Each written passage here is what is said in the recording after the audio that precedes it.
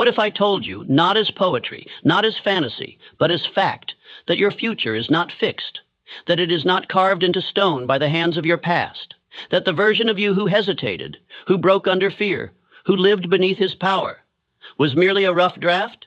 And what if this speech, such as the moment you take the pen back, understand this: you are not a creature of your past. You are the author of your next chapter. And the pages you write today, with your thoughts, your words, your repetitions, will become the life you live tomorrow. So I must ask you plainly, are you willing to write something new? Not with your hand, but with your habits. Not with ink, but with identity. You did not stumble here by accident. No man finds this message unless something inside him is ready to rise. And though the world may call this just another speech, I tell you, this is not entertainment. This is your intervention, a divine interruption, a mental reprogramming for those who are tired of drifting through their days and are now ready to command them. But I must be honest with you. Hearing this speech once will not be enough. What you repeat becomes your rhythm, and what becomes rhythm becomes identity. So I will speak these laws to you one by one, not to inspire you for a moment, but to transform you forever. And if you have the courage to return to this message again and again, you will not recognize the man you become. This is the foundation of all change, autosuggestion, the deliberate feeding of your subconscious with the truth of who you have decided to be. And these laws I'm about to give you are not theories.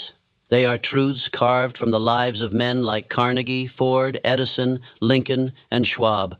Men I studied, men I walked beside, men who did not wait to feel powerful, but became powerful through repetition. And you, my friend, are no different. You are not weak. You have simply been repeating weakness. You are not broken. You've simply been following a pattern that does not belong to you. But today, that pattern breaks. This is your new beginning. This is your rewrite. Let us begin. Law 1. You become what you think about. Every man lives under a law greater than any court, constitution, or nation, the law of thought. As surely as the sun rises and gravity holds your feet to the earth, you will always become the dominant idea you hold in your mind, not the idea you wish for, not the hope you repeat once in a while, but the one you think about most. This law is simple, and that is why most ignore it, because it does not dazzle the ego, it does not flatter the intellect, but it is the root law of all human transformation. Let me speak clearly. You are not your thoughts, but you are always becoming the thoughts you repeat. And the man who allows fear, doubt, confusion, and worry to sit in his mind will build a life that reflects those ideas. This is not philosophy. This is psychology. This is the way your subconscious mind operates. Let us take the example of Andrew Carnegie, the man whose philosophy seeded everything I have taught. When I first met him, he did not speak to me of steel or wealth or politics. He asked me one question: what is the one thing you think about when no one is watching? He understood something the world still struggles to grasp, that the thoughts you entertain in the silence are the blueprint of your results. Carnegie thought about expansion, about impact, about legacy. He saw himself not as a boy from Scotland, but as a force for building the new world.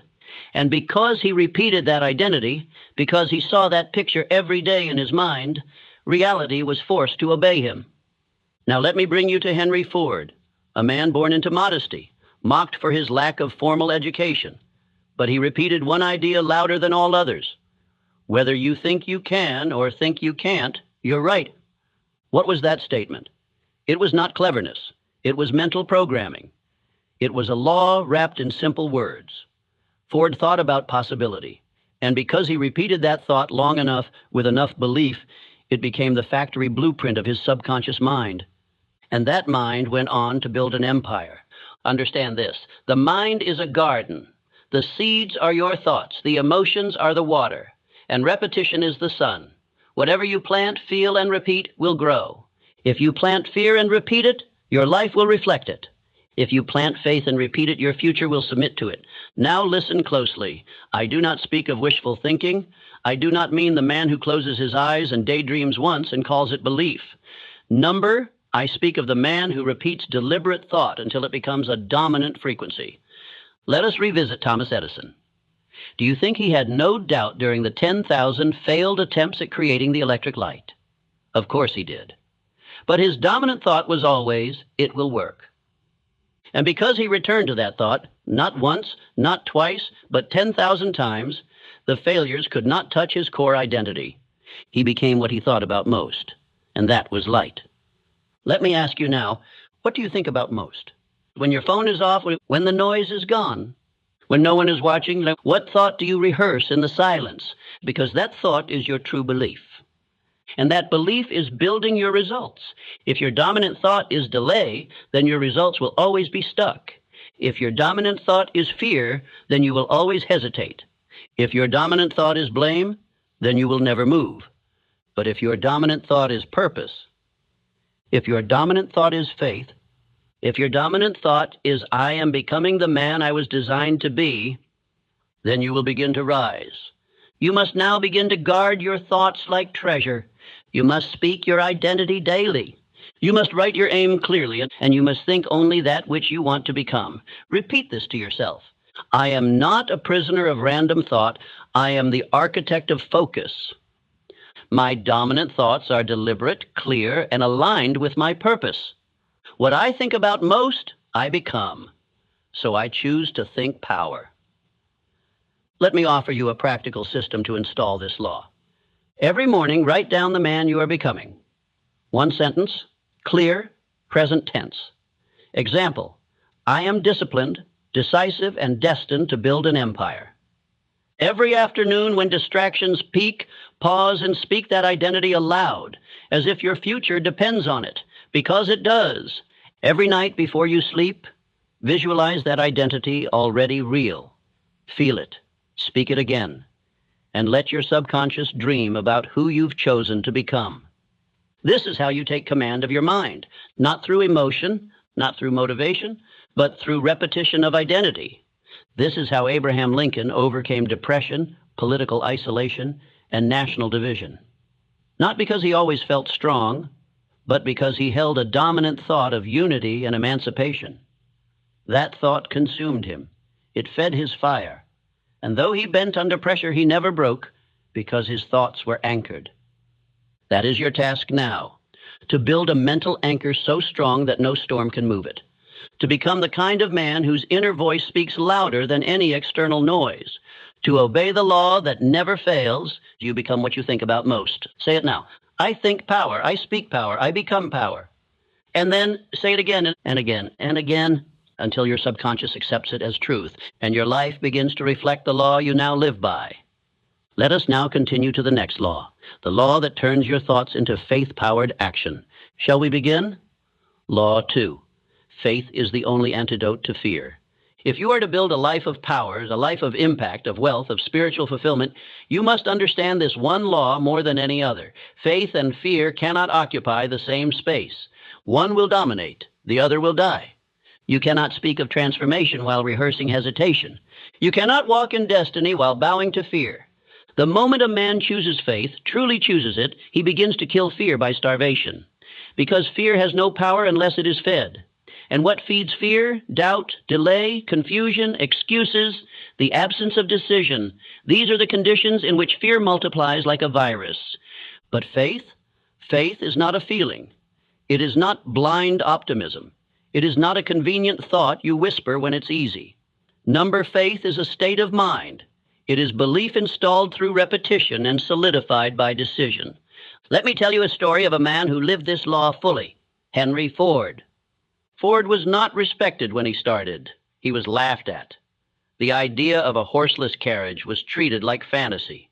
Even after early success, his own engineers told him that building an 8-cylinder engine in a single block was impossible. And you know what he said? Build it anyway. They came back again, said it couldn't be done. Build it anyway. He repeated it again, until they succeeded. Why did he persist? Because his faith was louder than their fear. Ford once said, obstacles are those frightful things you see when you take your eyes off your goal. That is the posture of faith. You keep your eyes on the vision. You repeat belief louder than fear. You act in alignment with destiny, even when it is not yet visible. Faith is not just positive thinking. It is the deliberate focus of belief, installed into your subconscious mind through repetition and decision. Let us look to Thomas Edison. The man failed 10,000 times to produce a working light bulb.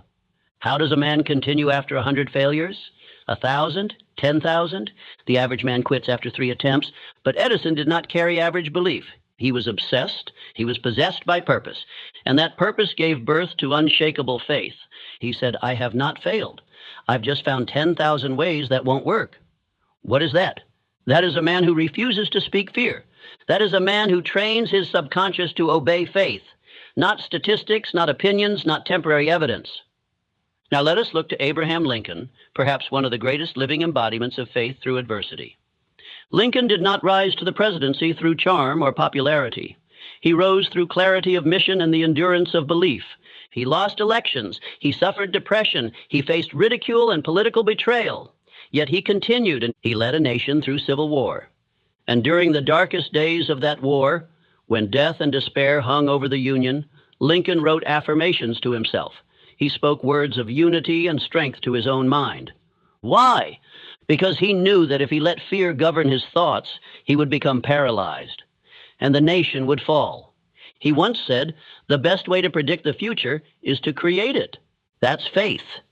Not hope, not chance, creation, repeated belief, spoken into existence. Now, what about you? When fear whispers in your mind, do you answer with belief? When the path grows dark, do you pause or do you persist? You must now make faith your default state.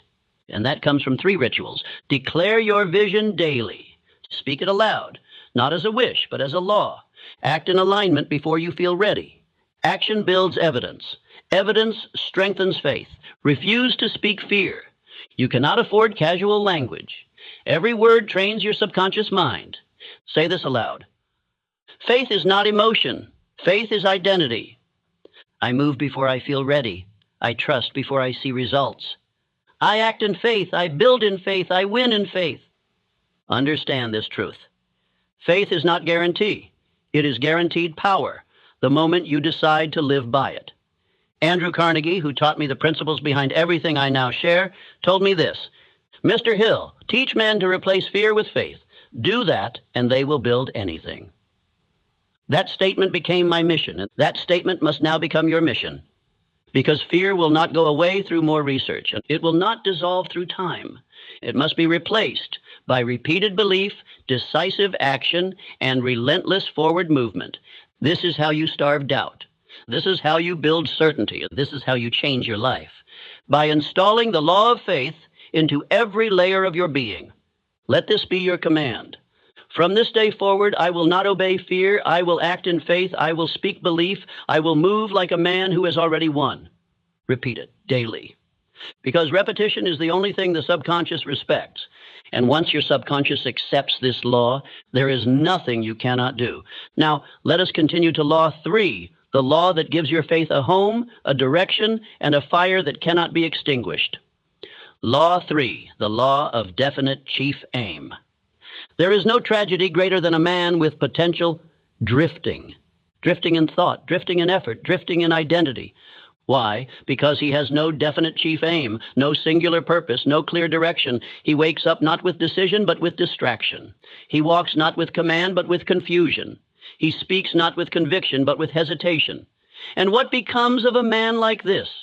He becomes a leaf in the wind, pulled by opportunity, misled by opinion, ruled by fear, and forgotten by history.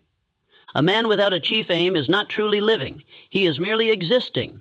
But the man who carries a definite chief aim and repeats it, affirms it, breathes it daily is dangerous. He is focused. He is immune to drift. He is no longer wondering what he should do, who he should be, or what he is capable of, because he has already decided. And the mind, once fixed, begins to bend the world to match that decision. Let us turn to the man who taught me this law firsthand, Andrew Carnegie. When I first met Mr. Carnegie, I was a young man with curiosity, but no clear aim. He spoke to me with such intensity, such certainty, that I was shaken to my core. He said, "Young man, a person who does not have a definite purpose in life falls easy prey to petty worries, fears, troubles, and self-pitying, all of which lead to failure." He made it clear, all great fortunes, all great movements, all great identities begin with a clearly defined chief aim. Not a general hope, not a vague idea, but a precise declaration.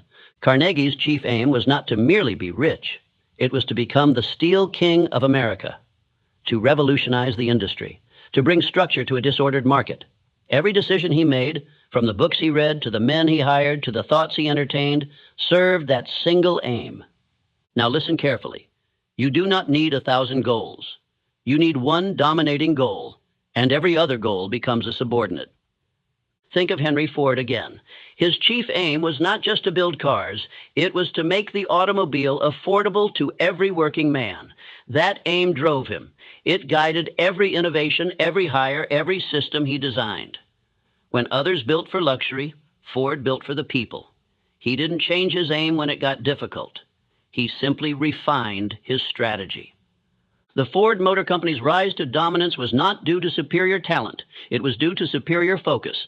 This law of a definite chief aim separates those who try from those who build. Charles Schwab, handpicked by Carnegie to run U.S. Steel, knew this as well. His aim was to become the greatest business leader of his generation. He wasn't an engineer. He wasn't the smartest man in the room, but he was the clearest.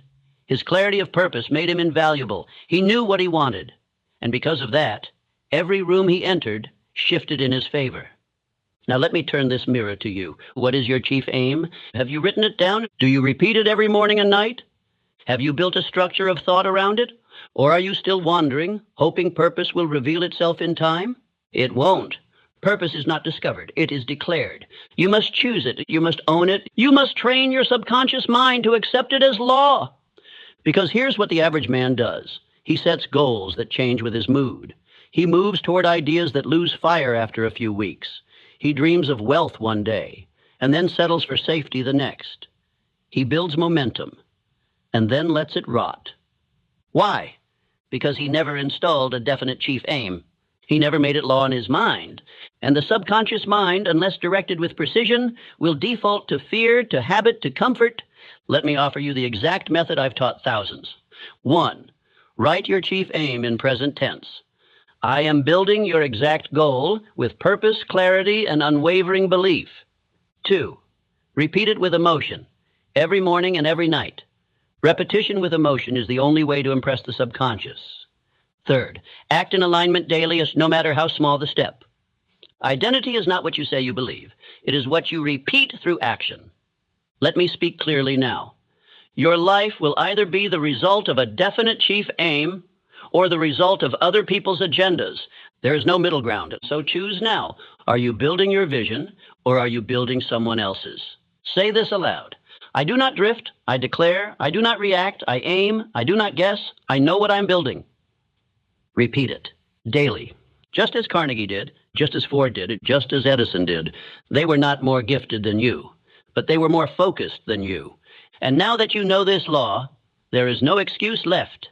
Write your chief aim, breathe it, build around it, and when distraction comes, return to it, because everything you want depends on this. And the man who carries a definite chief aim with clarity, fire, and discipline, he becomes impossible to stop. Now, let us move to Law 4, the law of specialized knowledge, the very weapon that transforms aim into strategy and strategy into victory. Law 4, the law of specialized knowledge. Theme: general knowledge leads to general results. Specialized knowledge, when combined with purpose and action, becomes unstoppable. There is a common myth that knowledge is power, but I tell you that is a half-truth. Knowledge is potential power. Only when it is specialized, is focused, and applied with purpose does it become actual power. A man can spend his life collecting facts, reading volumes, attending lectures, and still live in mediocrity. Why? Because his knowledge is scattered, broad, unfocused, like a flood without direction. It covers everything but moves nothing. But the man who focuses his learning, the man who selects a domain, a craft, a discipline, and then studies it obsessively, applies it daily, and refines it with fire, that man cannot be denied. That man, in time, becomes irreplaceable. This is the law of specialized knowledge, the tool of all titans, the sharp edge that divides amateurs from architects. Let me give you an example. Henry Ford. Now, Ford was mocked for his lack of traditional education. Journalists tried to paint him as an unlearned mechanic, a man unworthy of his position. So what did he do? He sued them. And when called to testify in court, he said plainly, "I don't need to clutter my mind with facts that I can summon in an instant from a man I hire." He wasn't being arrogant. He was making a profound statement. He didn't need general knowledge. He needed specialized mastery and men who carried it with them. Ford's genius was not that he knew everything. It's that he knew exactly what he needed to know and how to apply it to his vision with ruthless efficiency. Ford understood what most still miss, that the world does not reward the most intelligent. It rewards the most useful. And usefulness is born of specialization. Think now of Thomas Edison. Was he a philosopher, a statesman, a jack of all trades? No, he was a master of applied invention. His knowledge of electrical systems, resistance, materials, and industrial application was deep, not broad. He didn't dabble, he dived. He understood filaments better than anyone alive. He ran experiments not in hundreds, but in thousands. He didn't seek trivia. He pursued truths that could be tested. Because of that, he became the man who brought light to the world, literally. Now consider Charles Schwab, whom we've already discussed. He wasn't the most educated man in the steel industry, but his knowledge of people, of leadership, of organizational psychology, and business structure, that was specialized knowledge. And Carnegie knew this. That's why he appointed him.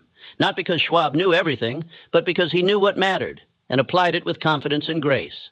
Now ask yourself, what is the one area I am committed to mastering? What specialized knowledge, if I pursued it deeply, could make me irreplaceable? Because here is the truth. The average man reads 1 to 2 books a year, often at random. He studies sporadically. He watches whatever shows up in his feed. His mind is like an untrained dog, jumping from thought to thought, stimulus to stimulus. He is at the mercy of noise. But the great man, the man who applies the law of specialized knowledge, chooses one mountain, and he climbs it. He studies one field, one craft, one skill, and he returns to it every day until his knowledge becomes instinct, until his repetition becomes rhythm, and his rhythm becomes power. And then, the world seeks him out. Let me give you the exact blueprint that was given to me by Carnegie himself. 1. Define your definite chief aim. You've already done this. Now ask, what knowledge directly fuels this aim? 2. List the skills and fields required to dominate this domain. If your goal is to lead an empire, study leadership, influence, systems, and strategy. If your goal is to master a craft, dive into technique, repetition, and innovation. 3. Build your reading list. No more casual reading. Select the 5 to 10 most powerful books or mentors in your chosen area and study them. Not once, not for entertainment. Study to install. 4. Teach what you learn. Carnegie once said, "The best way to deepen your knowledge is to share it." When you teach, your mind organizes the truth more sharply. 5. Apply daily. You don't just study, you build, you test, you move. Every lesson must find its way into action. Now, a warning.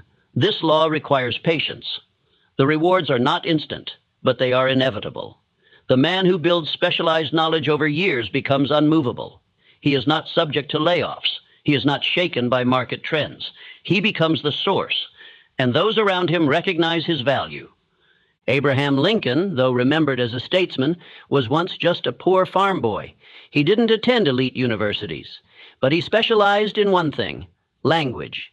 He read deeply. He taught himself law. He studied oratory, rhetoric, and scripture.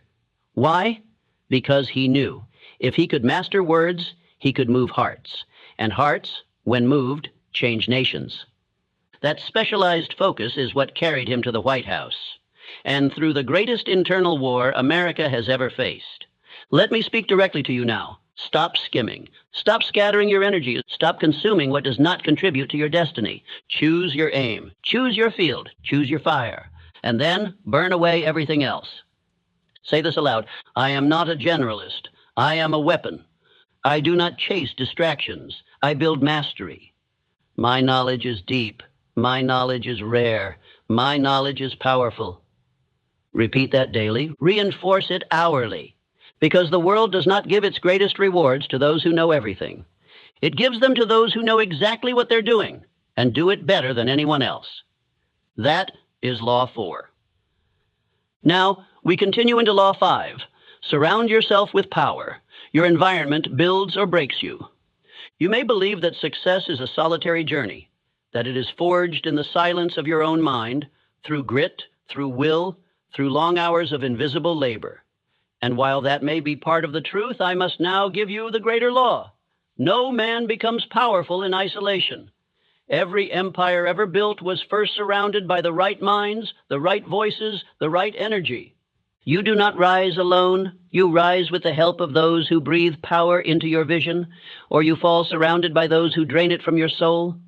Environment is not neutral. It is either a weapon in your hand or a weight on your back. Let me speak plainly. You must surround yourself with people who sharpen you, not soften you, with men and women who speak possibility into your future, not skepticism into your goals. If you are the most driven man in the room, then you are in the wrong room, because what surrounds you will soon be inside you.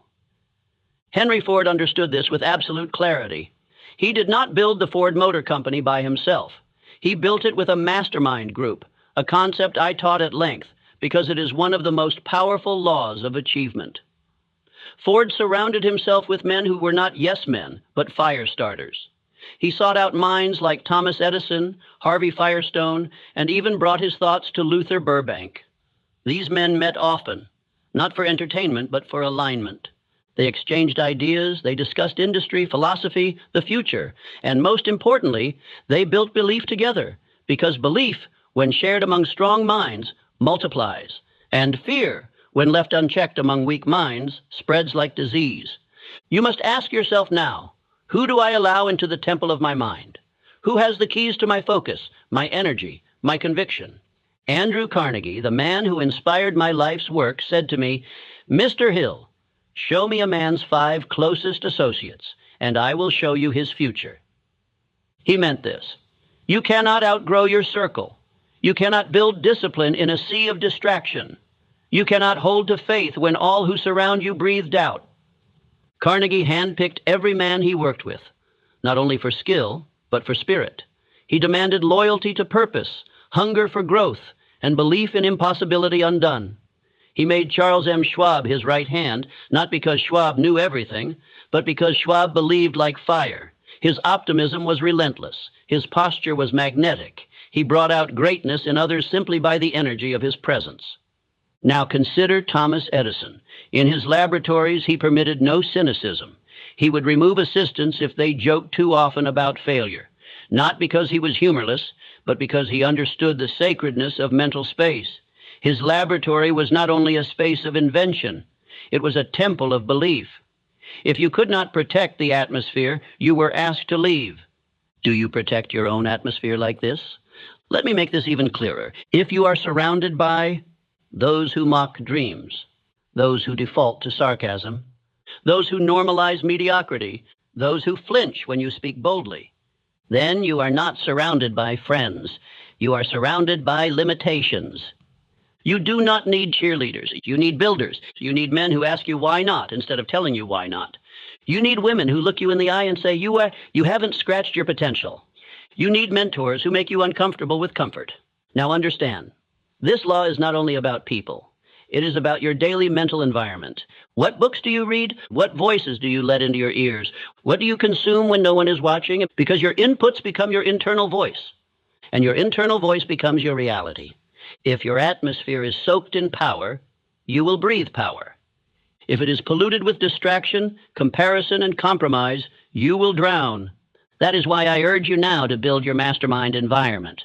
Whether through people, through books, through disciplined solitude, create a mental space so charged with vision that doubt cannot survive in it. Say aloud, I do not allow weakness into my circle. I do not breathe the air of average. I do not seek approval. I seek alignment. Repeat this until your subconscious recognizes it as law, because it is law.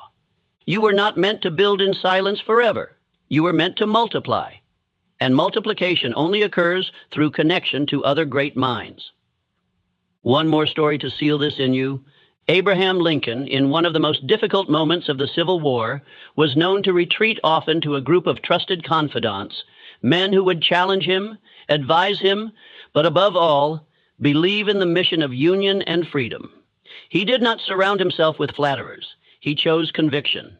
And in that conviction, he made decisions that changed the course of history. You will be called to do the same. Surround yourself with power or risk being crushed by proximity to weakness. The law is simple. If you want to rise, raise your environment.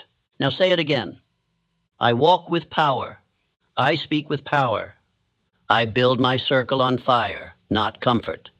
Let that be your standard. And let us now continue into the next law that sharpens your edge and breaks the chains of hesitation. Shall we? Law 6. Speak as if it's already done. Language shapes destiny. There is a language of kings, and there is a language of prisoners. Every man speaks one or the other. And here's the truth. Before your future becomes reality, it becomes vocabulary. Before you become powerful, you must speak power. Before anything in your life changes, your language must change. The 6th law is this. You must speak as if the victory is already yours. Not one day, not maybe, not if the world allows it, but now. Speak like a man who has already arrived, and your subconscious will begin moving mountains to make it true. This is not motivational fluff. This is the code that governed every great man I studied. Let me show you. Henry Ford once said, "Whether you think you can or think you can't, you're right." Do you understand what that means? It means that the internal language you use, even in silence, is creating the reality you live in. When Ford was told that a V8 engine couldn't be built in one block, he didn't argue. He simply said, "Build it anyway." Not, "Try it." Not, "See what you can do." He commanded his vision into existence through language. And when the engineers failed, he said it again. "Build it anyway." That was not arrogance. It was alignment. His speech aligned with his identity. And identity builds results. Thomas Edison spoke in future tense certainty long before the light bulb existed. When he was surrounded by critics, financial pressure, and thousands of failed prototypes, he still said, "I have not failed. I've just found 10,000 ways that won't work." That sentence alone could have been defeat, but he reframed it with a single word, yet. He spoke with a tone that assumed success was inevitable, because in his mind it already was. You must begin to do the same, because your words are not commentary, they are commands to your nervous system. If you say, "I'll try," your mind hears, "We're not certain." If you say, "Maybe one day," your mind hears, "Not yet." If you say, "I can't," your mind hears, "This is who I am." But if you say, "This is who I'm becoming," if you say, "It is done," if you say, "I move in certainty," then your mind begins rearranging itself around that command. Why? Because the subconscious does not know the difference between truth and repetition. It obeys tone, it obeys rhythm, it obeys language. Let me take you now to Andrew Carnegie, the richest man of his time, not because of inheritance, not because of education, but because of belief reinforced by speech. He would write down his chief aim and repeat it aloud, not once, not twice, but every morning and night, in his own handwriting, in his own voice, with emotion and fire, until that aim was no longer a goal. It was an identity. And from that identity came action. And from that action came fortune. I asked him, "Why do you repeat it, even now?" He said, "Because if I stop speaking it, I start doubting it." Let that strike you deep. Silence is the oxygen of doubt. Speech is the engine of belief. If you do not speak your future with fire, your subconscious has no reason to pursue it. You must become militant about your self-talk. Say it aloud. "I am the kind of man who finishes what he starts. I do not flinch. I do not fold. I walk as if the mountain has already moved." And do not say it once. Say it daily. Say it in the dark. Say it when fear rises. Say it before your biggest decisions. Say it until your very tone becomes proof of your power. Because here is what the great ones knew, and what average men never discover. You don't speak what's real. You speak what will become real. You speak it before you see it. You speak it as if it's already done. This is how you tell your mind, "I am in control now." This is how you reprogram fear into fuel. This is how you starve hesitation and install discipline. It begins with words. and those words must burn. Let me take you back to Abraham Lincoln. One of the most powerful speeches ever written, the Gettysburg Address, was only 272 words, but every sentence was sharp. Every line was wrapped in fire. And in less than 3 minutes, he rewrote the meaning of the Civil War. He didn't talk around the point. He spoke it into stone. Do the same with your life. Get specific. Get loud. Get deliberate. Stop whispering your dreams. Stop apologizing for your vision. Stop softening your future so others feel comfortable. Say it clearly. I am building something unshakable. I do not drift, I declare. I speak belief until the world has no choice but to believe with me. Now I challenge you. Write your future as if it's done. Speak your identity as if it's law. Repeat it daily until the world inside you begins to shift. And when doubt whispers, when fear tries to return, you raise your voice. You remind your subconscious who is in charge and say it now, not with hesitation, but with command. I am the man who speaks power. I am the man who lives power. My voice builds my world. Let this be your new language. And let us now continue into the next law that transforms your decision into destiny. Because words without action are noise, and the next law teaches how to move like fire. Law 7, move like fire, the power of decisive action. There comes a moment in every man's life when the voice in his head must be overruled by the movement in his body, when the questions end and the action begins. Because no matter how powerful your belief is, no matter how strong your language becomes, without movement, it dies on the battlefield of hesitation. The 7th law is simple, but it is absolute. You must act like fire. You must move, not tomorrow, not once you're ready, but now. Action is how you prove belief. Every man who ever built an empire, who ever changed the course of history, who ever rewrote what was possible, did it not by feeling confident, but by moving through the uncertainty. Let's begin with a story you've heard me mention before, but let us dig deeper. Henry Ford had a vision for the automobile, one that seemed laughable at the time. Roads were not ready, cities were not planned, people were skeptical, but he acted anyway. He didn't wait for perfect conditions. He moved. Ford didn't have the luxury of sitting on committees and asking for approval from the crowd. He put his hands in the grease, tested designs, and made decisions. Action became his identity. That's why he said, "You can't build a reputation on what you are going to do." He knew the truth.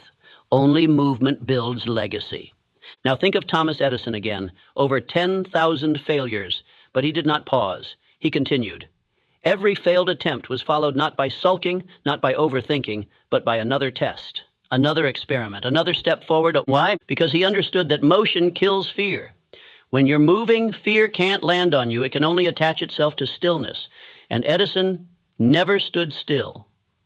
Let me take you now to Charles M. Schwab. When Carnegie needed a man who could speak with clarity, act without delay, and rally others around massive industrial visions, he chose Schwab. Why? Because Schwab had a rare gift. He made fast, confident decisions. He moved while others planned. He walked into boardrooms, delivered speeches with boldness, and laid out visions others were too afraid to say out loud. And the world rewarded him for it. Not because he was the smartest, not because he had all the answers, but because he acted. Now you must ask yourself, do I hesitate when I know what I must do? Do I delay under the illusion of preparation? Do I seek more clarity when I already have enough to begin? Because here's the truth. Your delay is a lie. It tells you that waiting is safer, that more information is needed, that confidence must come before movement. But that's not how greatness is built. Confidence is the result of action, not the prerequisite. So you must act before you're ready. You must speak before your voice feels perfect. You must move before your legs stop shaking. You must launch before the world applauds. Because here is a fact I've proven over and over again in my studies. Motion creates belief. The man who acts begins to believe he is the kind of man who acts. The man who waits begins to believe he is not ready. You are what you do. Not what you think, not what you dream, not what you plan, but what you move toward. Let me tell you the story of Abraham Lincoln during one of the most defining decisions of his presidency, the Emancipation Proclamation. There were countless advisors telling him to wait, that the timing wasn't right, that it would divide the country even further, that it could cost him the war. But Lincoln moved anyway. He understood that greatness is forged in decision. He knew that delaying action to please everyone would only weaken the moral backbone of the nation. He wrote the words, he signed the paper, he declared freedom for millions. Not because it was convenient, but because it was necessary. And history changed that day. Not because the world was ready, but because one man decided to move. You must now do the same. Maybe not for a nation, but for your own destiny. You must learn to live in movement, to act without waiting, to walk even when the next step is unclear. Because fire doesn't ask permission to burn. It ignites, it consumes, it spreads. And that must become your identity. The man who speaks boldly, the man who acts swiftly, the man who doesn't rehearse fear, but replaces it with fire. Here is your command. From this moment on, you act before you feel ready. You move before you're confident. You train your nervous system that decisiveness is your default. Say this now. I do not delay. I act as if it's already done. I train my mind through motion. And repeat it daily. Because action is the language your subconscious respects most. The more you move, the more it believes. The more it believes, the more power you access. This is how every empire begins. Not with brilliance and not with luck, but with motion. Let this part of the speech be your turning point. The day you stopped waiting, the day you moved like fire. Let us continue into the next law, the one that ensures your power isn't momentary, but permanent. Law 8, train the mind. Master your inner language. Everything you experience, your courage, your hesitation, your decisions, your delay, is not just the result of circumstance. It is the result of the words you whisper to yourself when no one else is listening. This is the 8th law. You must train the mind, and you must master your inner language. Because let me tell you this plainly, the most dangerous man in the world is not the one with the most money, the strongest body, or the loudest voice. It is the man who controls what he tells himself. Your success begins and ends with the words you speak to your own mind, and if those words are weak, your results will be too. When I studied the lives of men like Andrew Carnegie, Henry Ford, and Thomas Edison, one pattern became inescapable. They mastered their internal language long before the world believed in them. Let's begin with Carnegie. Do you believe he rose from a poor Scottish boy working in a bobbin factory to one of the wealthiest men on earth just by chance? By inheritance? Number, he fed his mind a different language than the people around him. While others were telling themselves, I can't, he was repeating, I must. While others said, this is enough, he declared, there is more. Carnegie once told me that he repeated his chief aim daily, aloud, with emotion. He wrote it down, spoke it, affirmed it, until it saturated his subconscious and reprogrammed what his mind accepted as possible. That's not inspiration. That's installation. That's autosuggestion, the most powerful force in all personal development. A law so potent it can take a poor boy with no connections and elevate him to become the architect of steel empires and philanthropic legacies. It all starts with language. Now let us turn to Henry Ford. Ford is famous for saying, whether you think you can or you think you can't, you're right. But most men repeat that line without understanding its depth. Ford meant it. He spoke belief to himself, even when no one else did. Do you know how many times he was told his vision was foolish? That horses would never be replaced? That factories couldn't scale the way he imagined? But he didn't speak the language of doubt. He didn't parrot the world's disbelief. He created a new language, and he told himself, it will be done. He trained his mind to respond to difficulty with solutions, not fear. And that training, repeated daily, built the mental steel required to withstand the storms of invention, rejection, and ridicule. Now look at Thomas Edison. His success was not born from luck or random genius. It came from a trained internal dialogue, one that refused to translate failure as final. 10,000 failed experiments, 10,000 voices of doubt. But inside, he repeated only one phrase, I have not failed. I've just found 10,000 ways that won't work. Where do you think that resilience comes from? Not from a rare brain, not from divine favor, but from repetition of empowering language. And let me speak now of Abraham Lincoln, whose inner world had every reason to fracture. Depression, loss, war, criticism from all sides. But Lincoln trained his mind through journaling, reflection, and deeply held affirmations of purpose. He was not always externally confident, but he remained internally committed. His mind did not waver with the storm, because his language had been disciplined. This is the work you must now do. You must become militant about your inner voice. You must speak what you want to become, not what you fear, not what you lack, not what you used to be. Say it now. I do not speak weakness. I install power. I do not rehearse defeat. I rehearse identity. I do not echo the world. I create my own language. Because your subconscious mind does not judge. It simply records. It listens to your most repeated, most emotionally charged language and accepts it as truth. So if you're casual with your words, you will be casual with your power. And if you joke about failure, speak lightly about your goals, or feed yourself the daily vocabulary of mediocrity, then do not be surprised when mediocrity becomes your reality. You must discipline your speech. Write affirmations that match the man you want to become, and speak them aloud every day with emotion. This is not superstition, it is science, it is strategy. It is how every giant I studied rewrote their story. You say you want to be fearless? Then stop saying you're afraid. You say you want to be disciplined? Then stop calling yourself lazy. You say you want to be unstoppable? Then your inner voice must say so before your results ever show it. This is where transformation begins. In the silence, in the morning, before the world gets noisy, before your doubts wake up. You must declare your new identity before the world tries to give you the old one. Let me be clear. This is a battle. The world will speak fear to you all day long. It will shout worry. It will whisper delay. And if you do not have a stronger voice already installed, you will obey the world. You will obey your doubt. And your life will become a reflection of noise, not vision. So I command you now, write your inner language. Repeat it daily. Speak it with fire. Feed your subconscious with discipline, courage, clarity, purpose. Because if you do this for 30 days, just 30, your outer world will begin to shift. Not because magic, but because mental alignment. And once the mind aligns, the body follows, the decisions follow. The momentum begins. You become what you rehearse. So rehearse power, rehearse fire. Rehearse the voice of the man you are becoming until there is no room left for the voice of the man you used to be. Let us now continue into the next law, the one that ensures you never drift again, because your time has been claimed. Law 9, command your time. Own every hour. Let me give you the truth most men run from their entire lives. If you do not master your time, you do not master anything. Time is not simply what passes by. Time is the canvas on which your destiny is painted. Every hour you drift, every minute you waste, is not just time lost. It's potential buried.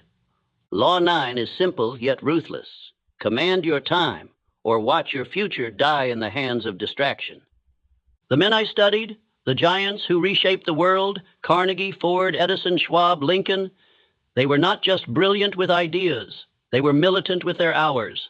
They scheduled, they structured, they claimed every minute of their day as sacred. Let me begin with Andrew Carnegie. He once said, "Do your duty and a little more, and the future will take care of itself." That little more? That came from how he structured his time. He did not float from task to task. He did not answer to every request. He understood that every hour spent on someone else's aim was an hour stolen from his own. Carnegie organized his life with clarity. Meetings were precise. Decisions were swift. His mornings were for strategic thought, his afternoons for execution, his evenings for reflection. And he demanded the same of the men around him. Why? Because success requires rhythm, discipline, intention. Now let us consider Henry Ford. Most know him for revolutionizing the automobile industry, but what made his success inevitable was his mastery over time. Ford didn't believe in long meetings or drawn-out plans. He once said, "Thinking is the hardest work there is," which is probably the reason so few engage in it. What did he mean? He meant that real thinking, focused, undistracted, scheduled thinking, is rare. Most men think passively. Ford carved time specifically to think deeply, to solve problems, and to act. His calendar was a weapon, not a formality. He knew that every wasted minute was profit lost, momentum delayed, legacy stolen. Now look at Thomas Edison, one of the greatest inventors the world has ever known. Do you think he stumbled into 1,093 patents by accident? Edison worked in carefully timed intervals. He would lock himself in his lab for days. Time was not measured by the clock, but by output. He didn't wait for inspiration. He created the environment that made inspiration inevitable. His laboratory wasn't chaotic. It was engineered for deep focus. His team knew when to work, when to report, when to think, and when to execute. It wasn't freedom that created genius. It was structure. Let me ask you plainly, have you structured your genius? Have you carved time daily, not just for work, but for purposeful progress? Now let us walk into the mind of Charles Schwab. When Carnegie appointed Schwab to lead U.S. Steel, Schwab didn't respond with celebration. He responded with a time audit. He asked himself, where does every hour go? He brought in a consultant named Ivy Lee, who taught him the now famous Rule of Six. Every night, Schwab wrote down the 6 most important things to do the next day and ranked them by importance. He worked on the first until it was complete, then moved to the second. No multitasking, no wasted energy, just focused execution. Schwab paid Lee $25,000 for that advice in the early 1900s. Why? Because the mastery of time is worth more than gold.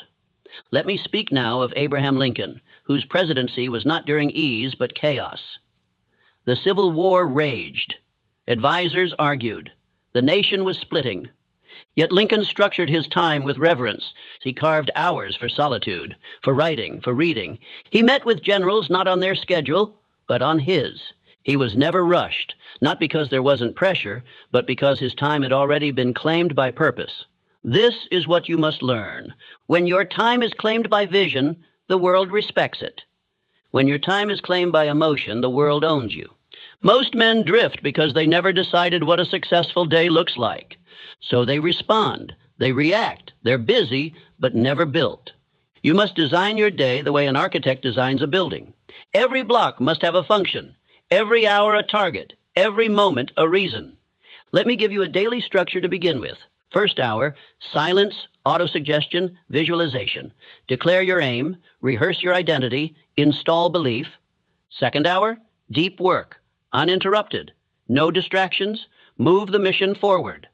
Third hour, execution of a major task. No delay, no debate, just movement. Midday, reflection, movement. Feed the body, reset the mind. Afternoon, communication, meetings, strategy, planning.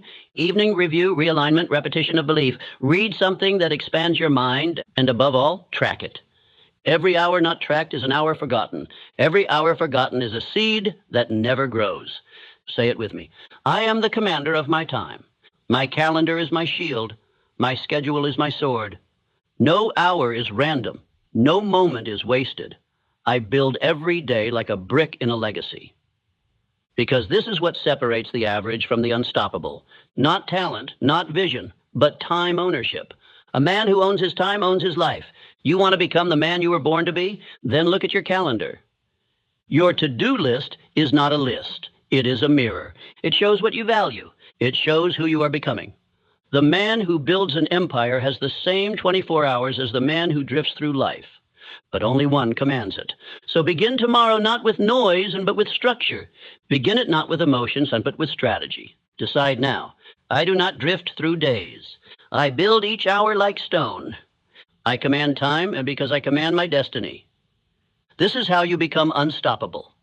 Let us now move into the final law, the one that does not suggest change, but demands it. The law that kills hesitation, doubt, and delay in a single final decision. It is time now to kill the old identity and rise into power. Law 10.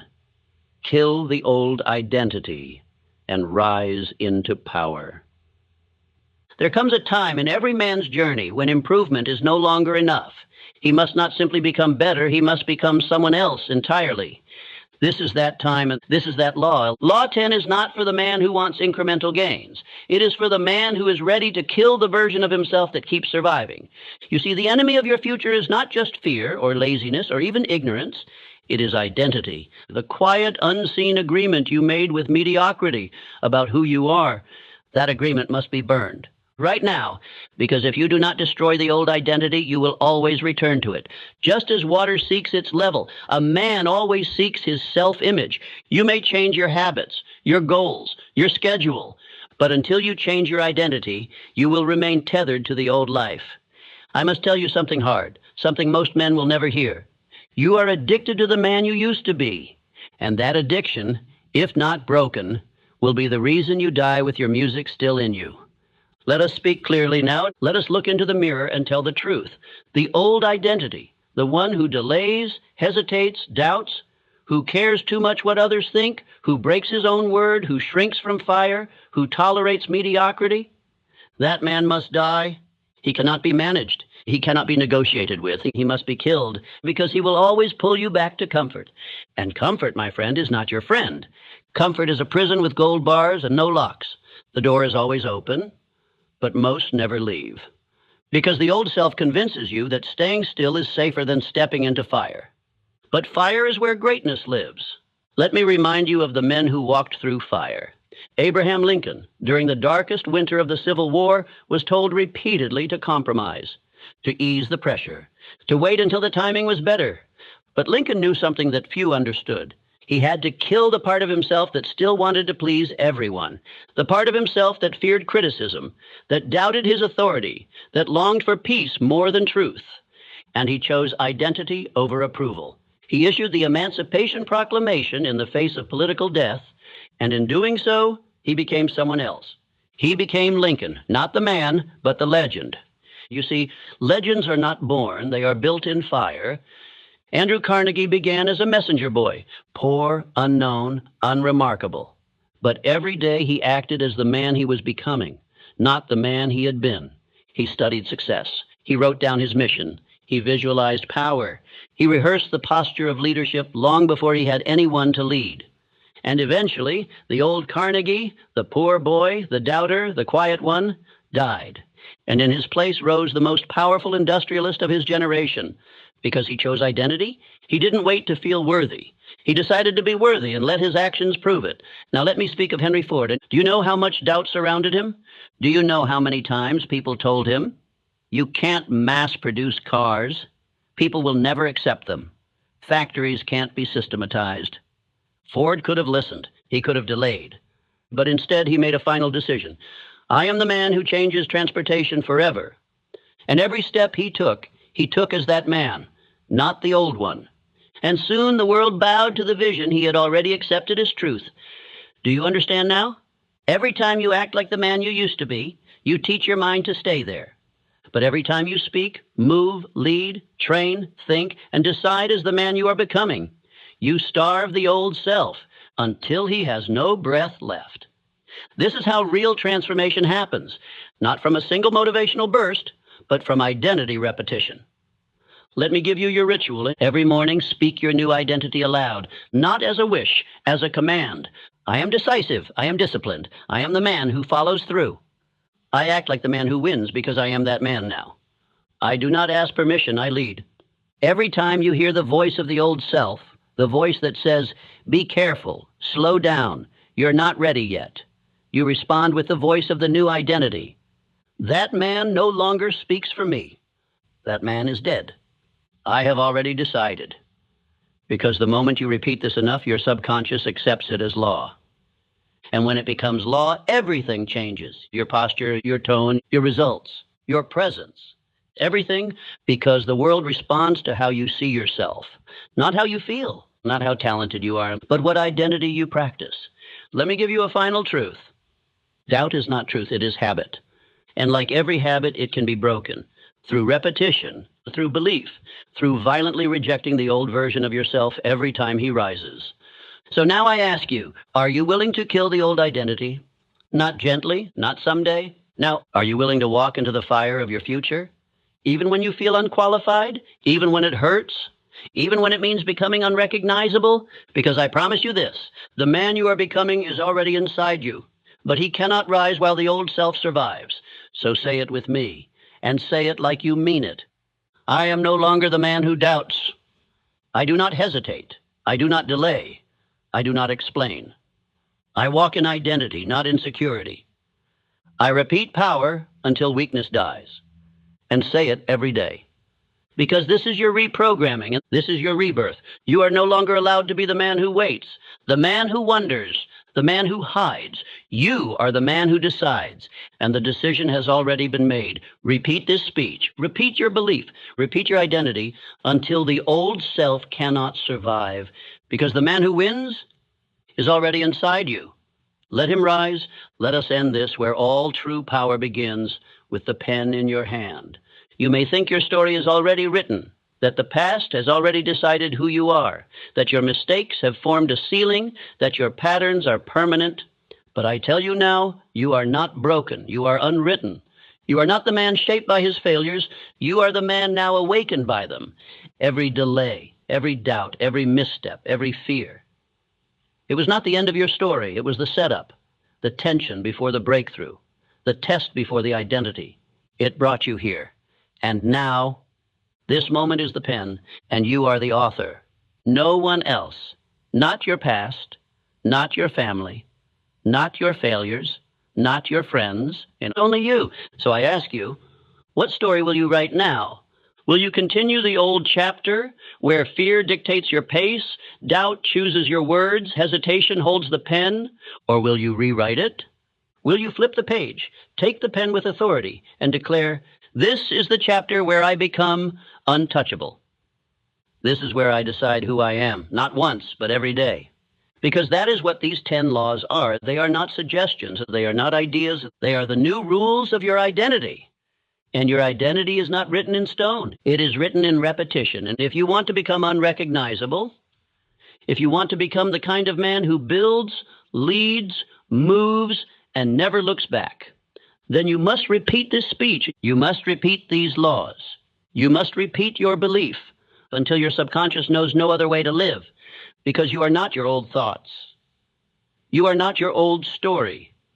You are not the man you were before these words entered your mind.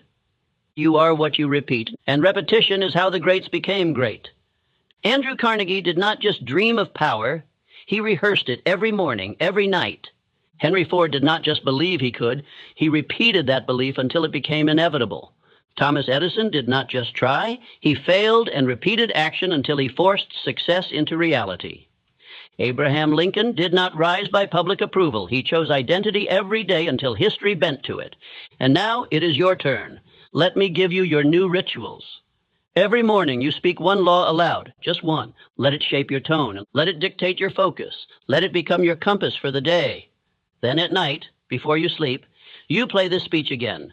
You do not skip a day. You do not wait for motivation. You repeat until repetition becomes identity, because what you rehearse becomes your rhythm, and your rhythm becomes your reality. Write this down now. Speak it with me. I am not broken. I am unwritten.